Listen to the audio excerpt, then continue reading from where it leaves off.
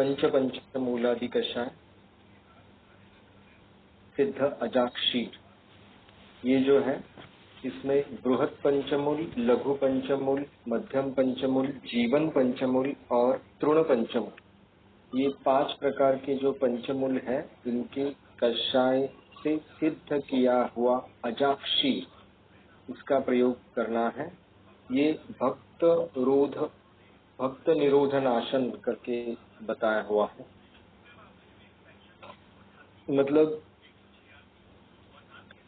अगर कोई कुछ भी खाना खा नहीं पा रहा हो या खाने निगलने के लिए तकलीफ हो रही हो, या खाना किसी पेशेंट ने अगर छोड़ दिया है, ऐसी कुछ कंडीशन है, तो उस कंडीशन में ये हम पंचमूलादि कषाय सिद्ध अजाक्षीर है, इसका प्रयोग कर सकते हैं। सहस्त्र योगम में 272 वाला कल्प है, पेज नंबर 55 पे। इससे जो फलश्रुति है ये लिखनी बाकी रह गई है, भक्त निरोध नाशन।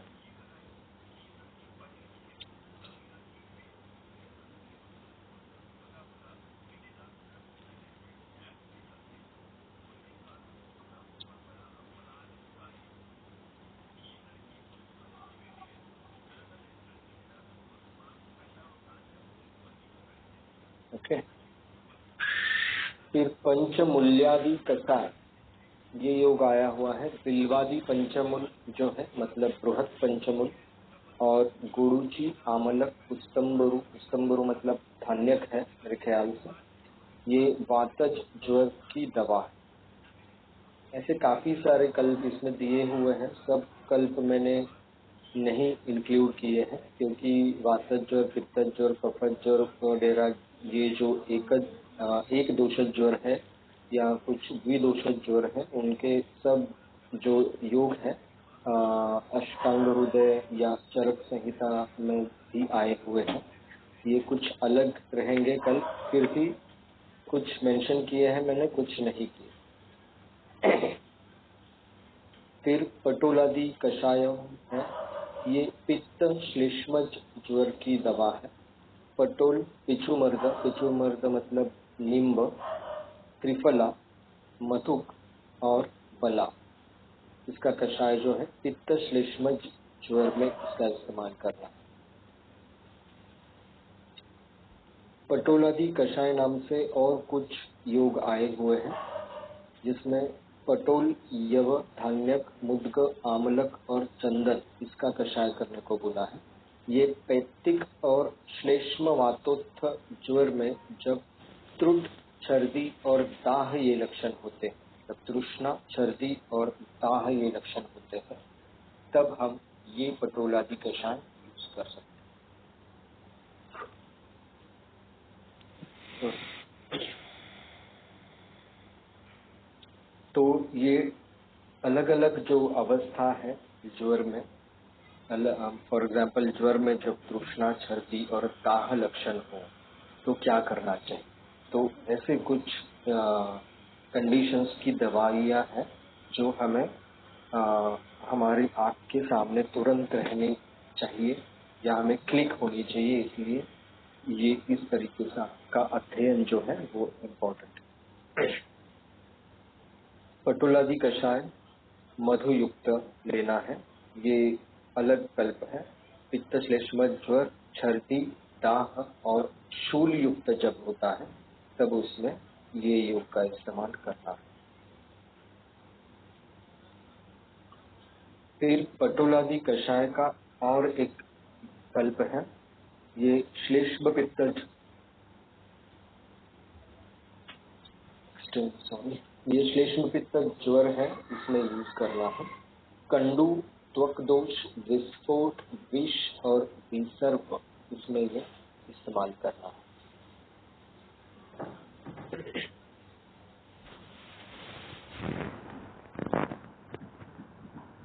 तो ये आप देखिए, ऐसे मतलब जो कंडीशंस है, फॉर एग्जांपल अगर कुछ पेशेंट हमारे पास अगर कोई है उसको अगर विसर्प है, मतलब अगर नागिन है उसे, और उसे फीवर भी आ रहा है और वो श्लेष्म पित्तज ज्वर की कैटेगरी का है, तब हम उसमें पटोलादि कषाय का विचार कर सकते हैं।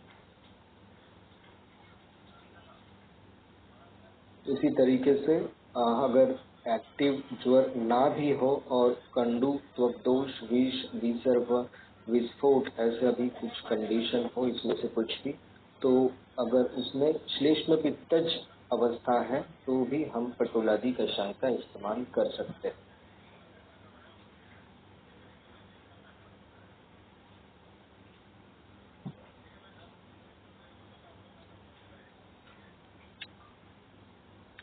फिर ये पथ्यादि कषाय करके एक योग है।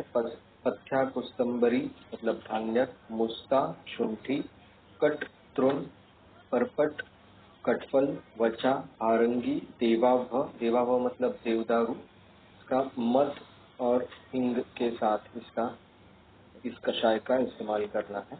ये कफवातज, ज्वर, जीवन, कुक्षी, रुत, पार्श्व वेदना, कंठामय, मुखशोथ, श्वास और कास की बेजोड़ दवा है। इसमें काफी सारे कंडीशंस आए हैं जो देख के हमें पता चलता है कि कफवातज ज्वर जिसमें लंग्स की इन्वॉल्वमेंट हो चुकी है, और कुक्षी रुत कंडीशन दी है, पार्श्व वेदना ये कंडीशन दी है, कंठा में ये कंडीशन दी है, श्वास कास कंडीशन दी है, तो जाहिर है ये कल ज्वर और ज्वर के साथ जो निमोनिया की कंडीशंस भी आती है उसमें ये अच्छा काम कर सकते हैं। फिर पयस्यादि कषाय जो है, पयस्या, सारिवा, पाठा, तोय, तोयद, नागर, इसका श्रुत शीत कषाय मतलब इसका कषाय ठंडा हो जाने के बाद, मतलब नॉर्मल टेम्परेचर हो जाने के बाद लेना। श्रुत शीत का मतलब ये होता है।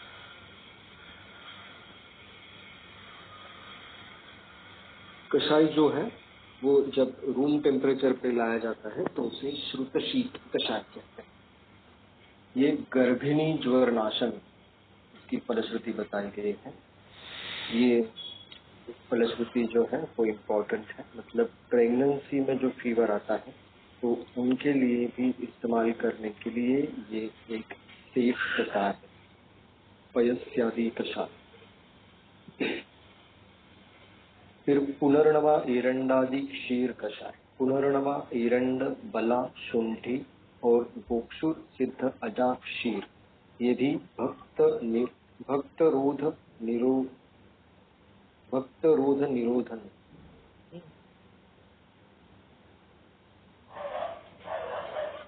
बताया, वो पंच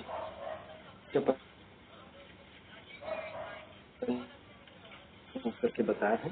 मतलब जैसे मैंने पहले बताया पंचमूल्यादि कषाय, उसी तरह से इसका हम प्रयोजन कर सकते हैं। कोटिस्ता, परपटक, धान्यक, मुद्ग, शुंठी और लघु पंचमूल सिद्ध कषाय, ये जो है सूतिका ज्वर नाशन में श्रेष्ठ बताया गया है। तो आपको समझ में आएगा। देखिए, गर्भिणी ज्वर अगर है तो अपने पास अभी एक कषाय अवेलेबल है, पयस्यादि कषाय। सूतिका ज्वर अगर है तो अपने पास कषाय अवेलेबल है, बला, कोटित्व आदि कषाय। फिर उसी तरह से भक्त रोध निरोधन के लिए अपने पास दो कषाय अवेलेबल है, पंचमूल्यादि कषाय और पुनर्नवा ईरंडादि क्षीर। उसी तरह अगर ज्वर है और ज्वर के साथ साथ काश, श्वास है और निमोनिया की अगर जैसी कंडीशन है तो अपने पास ये पथ्यादि कषाय करके है वो अवेलेबल है। ज्वर के साथ अगर विष, विसर्प, विस्फोट वगैरह ऐसे कंडीशंस हैं तो भी अपने पास शायद पटोलादि कषाय नाम से याद है, हमने देखा था ये। तो इस तरह से हमें विचार करना है। फिर भारंगी आदि कषाय जो है,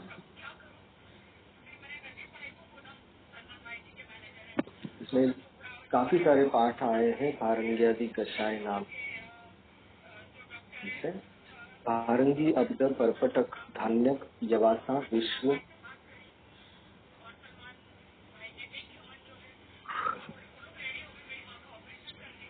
भूनिम्ब पुष्ठ कणा सिंह अमृता, इनका कषाय जो है ये जीर्ण ज्वर और संततादि ये बेजोड़ दवा। परपटाक हुआ है, एक्चुअली परपटक चाहिए।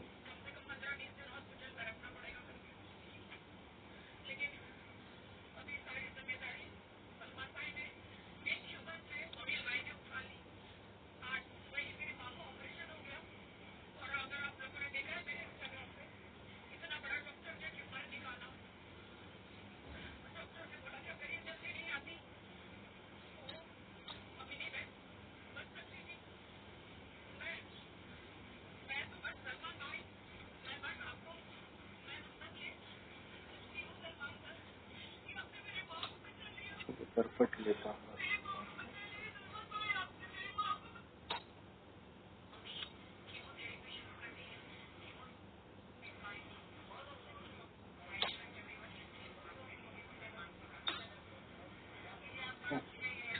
फिर भारंग्यादि कषाय जो है दूसरा कल्प है। भारंगी, पुष्करमूल, रासना, बिल्व, यवानी, नागर, दशमूल और पिप्पली, ये जो है रुचुल, पार्श्वशूल, आना, काप, श्वास, अग्निमांद्य और तंद्रा इसमें यूजफुल है। अगर ज्वर में लंग्स की इन्वॉल्वमेंट हो चुकी है और वेदना का सामना करना पड़ रहा है और साथ साथ अगर अग्निमांद्य और तंद्रा भी है या अग्निमांद्य तंद्रा नहीं भी है, फिर भी हम ये भारंग्यादि कषाय का इस्तेमाल इस कंडीशन कर सकते हैं। और अग्निमांद्य तंद्रा ये कंडीशन अगर मिली तो उसके लिए तो ये आइडियल है। सन्निपातज ज्वर में तंद्रा की कंडीशन एक बार मिली थी, तो वो पेशेंट में मैंने चरकोक्त शक्यादि कषाय जो है उसका इस्तेमाल किया था। काफी अच्छा रिजल्ट मिला था उस दवा का। मॉडर्न मेडिसिन से भी जो फीवर ट्रीट नहीं हो रहा था वो शक्यादि कषाय से ट्रीट हुआ था।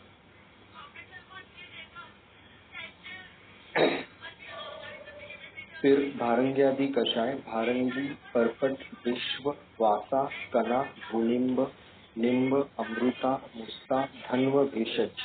एक्चुअली धन्व भेषज मुझे पता नहीं है क्या है, इसके बारे में जानकारी निकालनी पड़ेगी। ये जीर्ण ज्वर, धातुगत ज्वर, विषम ज्वर, दारुण उपद्रव युक्त ज्वर, इन सब में ये भारंग्यादि कषाय जो है ये यूजफुल है।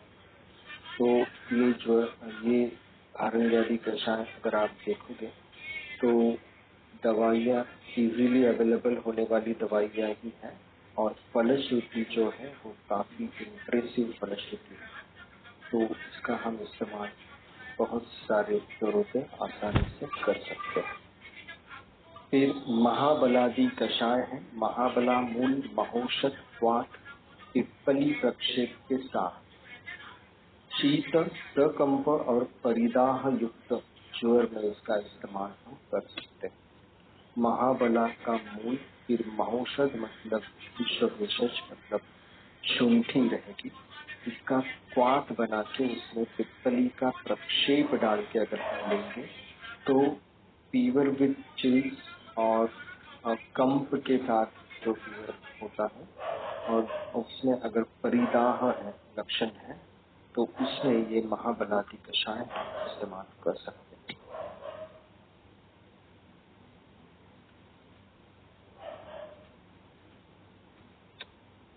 तो मुझे ऐसे लग रहा है जब यहाँ पे नर्वस इन्वॉल्वमेंट जो है अगर हो गई तो फिर ये महाबलादि कषाय का रोग है। फिर मुस्तादि कषाय जो है कणा चूर्ण और मधु के प्रक्षेप के साथ विषम ज्वर में देने की दवा है। इसका कंटेंट मैंने लिखा हुआ है। फिर मुस्तादि कषाय है, एक छोटा सा कॉम्बिनेशन है, मुस्ता, नागर और पुलिंब। ये टोटल 3 कर्ष लेना है और इसका कषाय बनाना है। टोटल 3, हाँ शायद टोटल 3 कर्ष। इसका कषाय बनाना है। ये कफवात शमन है, पाचन है और ज्वरनाशन है। और आगे का तो मैंने एक्चुअली विवरण किया है पिछले लेक्चर में।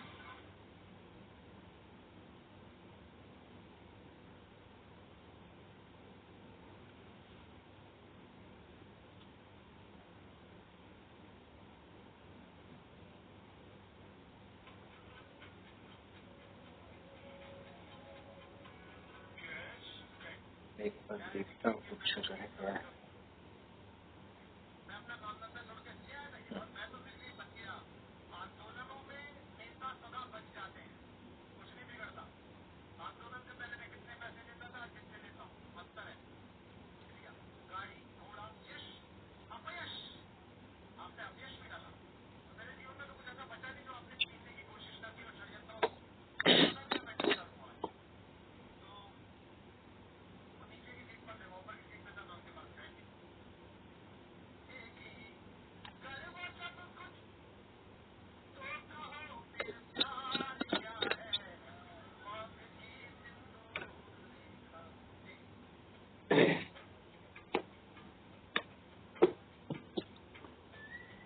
ये यहाँ पे जो पथ्यादि कषाय आया हुआ है, वैसे ही एक श्रृंग्यादि कषाय हिंग और शहद के साथ चरक संहिता में आया हुआ है। शायद काश चिकित्सा में ही है, काश या ज्वर।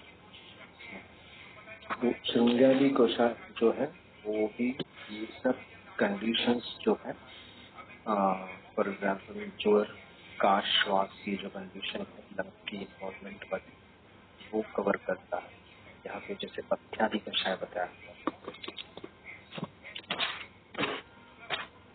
और काफी अच्छे अच्छे कल्प अलग अलग बुक्स में मिलेंगे। अगर आपके पास सिद्धौषधि प्रकाश, ये अगर बुक है वैद्य चंद्रशेखर गणेश शास्त्री जोशी, तो उसमें से भी कुछ रेफरेंसेस आप निकाल सकते हैं। और अगर आपके पास बुक्स जो है चरक, सुश्रुत और वाग्भट, ये रहेंगे तो उसमें से निकाल तो सकते ही हैं। और ये छोड़ के अगर कुछ आपके पास बुक्स हैं तो ही अच्छा है, और नहीं है तो अगर लाइब्रेरी सिस्टम कुछ अवेलेबल होती है आपके यहाँ पे, तो आप वो लाइब्रेरी सिस्टम का भी फायदा उठा सकते हैं। अगर आपको ज़्यादा बुक्स इकट्ठे नहीं करने हैं या ज़्यादा इन्वेस्ट नहीं करनी है, सिर्फ अलग अलग बुक लेके उसमें से जो क्रीम है वो निचोड़ के खाली आपको डॉक्यूमेंट अपना कुछ बनाना है, तो उस तरीके से भी अभी कहीं कहीं पे सुविधाएं उपलब्ध है। पूना में भी अभी मणिकर्णिका में ऐसी लाइब्रेरी सिस्टम अवेलेबल करके दी है उन्होंने। मुझे तो लेकिन बुक लेना ही पसंद है, तो आप देख सकते हैं मैक्सिमम बुक्स का कलेक्शन अगर आपके पास रहेगा, और एक किसी भी बीमारी का मतलब किसी भी बीमारी का अगर आप अध्ययन करते हैं तो उसका ग्रंथ में से सब अध्ययन करने के बाद जो अलग बुक्स है, लघुत्रयी का, बृहत्त्रयी के बाद लघुत्रयी और लघुत्रयी के बाद जो दूसरे बुक्स है छोटे छोटे ग्रंथकारों के भी, वो सब बुक्स में से अगर एक व्याधि आप कवर करेंगे, बार बार देखेंगे और इस तरह से सब जगह से वो रेफरेंसेस पढ़ेंगे, उसमें से जो कुछ आपको अच्छा अच्छा कंटेंट मिलेगा वो आप एक जगह पे डॉक्यूमेंट बना के रखेंगे, तो ये सब नोट डाउन करते वक्त वो डिसीज के बारे में सारे पहलू जो है, सारे पहलू आपके दिमाग में फिक्स हो जाएंगे।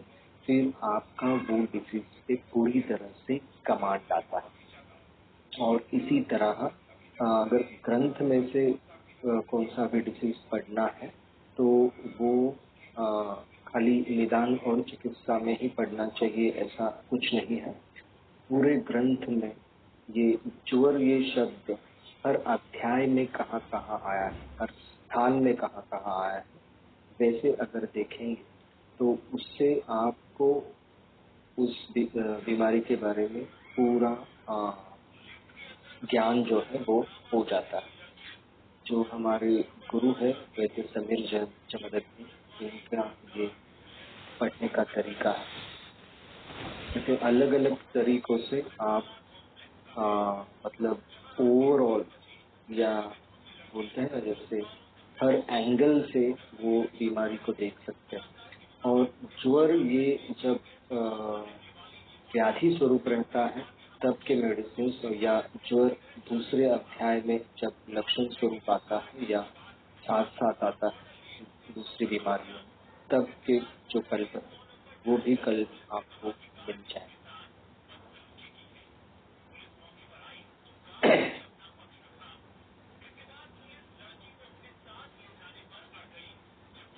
और फिर ये जो है जब पढ़ाई करना है तो आप क्या कर सकते हैं, चूर्ण बेस्ड मेडिसिन या कषाय बेस्ड जो मेडिसिन है, फिर वटी बेस्ड जो मेडिसिन है, ये सब पहले इनका अध्ययन करना है। और इनका अध्ययन अच्छी तरह से हो जाने के बाद आपको आसवारिष्ट भी देखना है। फिर आपको रसकल्प देखने हैं। फिर आपको अवलेह और भूत जो है ये भी देखने हैं। ऐसे अलग अलग स्वरूप के जो कुछ कल्प है वो आप अगर पढ़ेंगे, फिर आपको आइडिया आ जाएगी कि कौन से घटक द्रव्य है, इनका इस्तेमाल कहाँ कहाँ पे किया गया है। फॉर एग्जाम्पल अगर आप देखेंगे, मैं आपको एक आइडिया देता हूँ।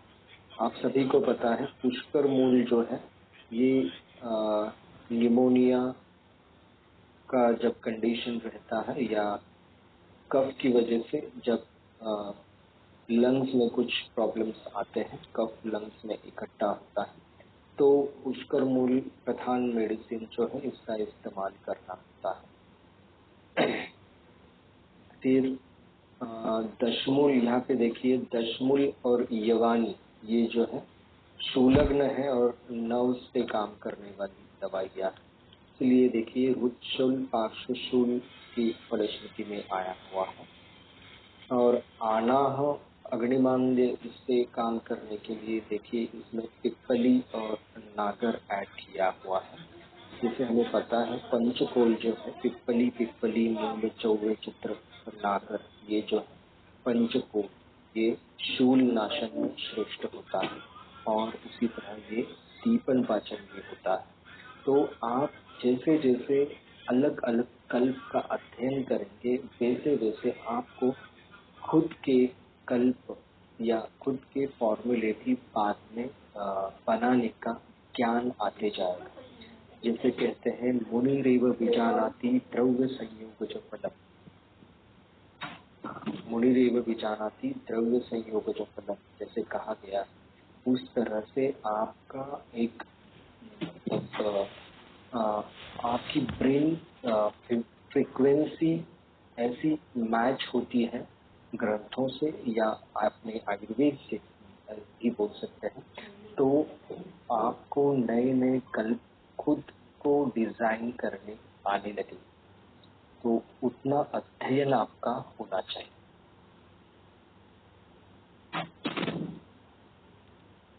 और जो है मतलब बहुत सारे वैद्य हमारे, जब मैं सीख रहा था डॉक्टर वैद्य समीर जमदग्नि सर के पास या किसी भी वैद्य के पास, तब बहुत सारे स्टूडेंट ऐसे होते थे कि जो खाली फॉर्मूला आने के बाद सब उनका ध्यान रहता था कि फॉर्मूले की बुक कहाँ है, फॉर्मूले कहाँ से मिलेंगे, तो फॉर्मूले हम लोग यूज करेंगे।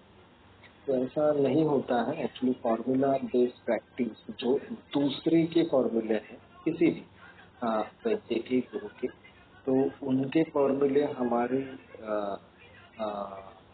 क्लिनिक में रख के उसका हम इस्तेमाल करके बहुत सक्सेसफुल वैद्य बन सकते हैं वगैरह, ये सब भ्रम होता है। तो अगर आपको शास्त्र पे कमांड आनी है तो आपको ग्रंथों का अध्ययन अच्छी तरह से करना पड़ता है।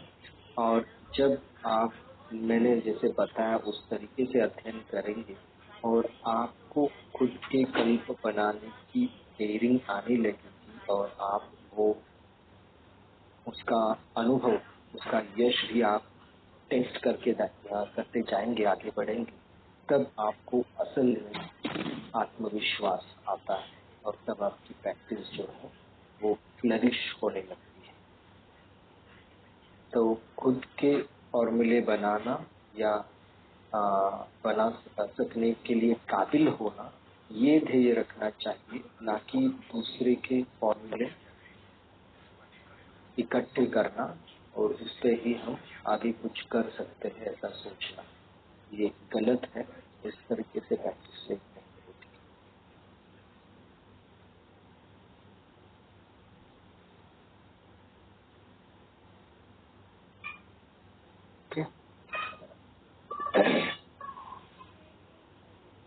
ठीक है, अभी आज थोड़े जल्दी हम सवाल जवाब की ओर बढ़ेंगे।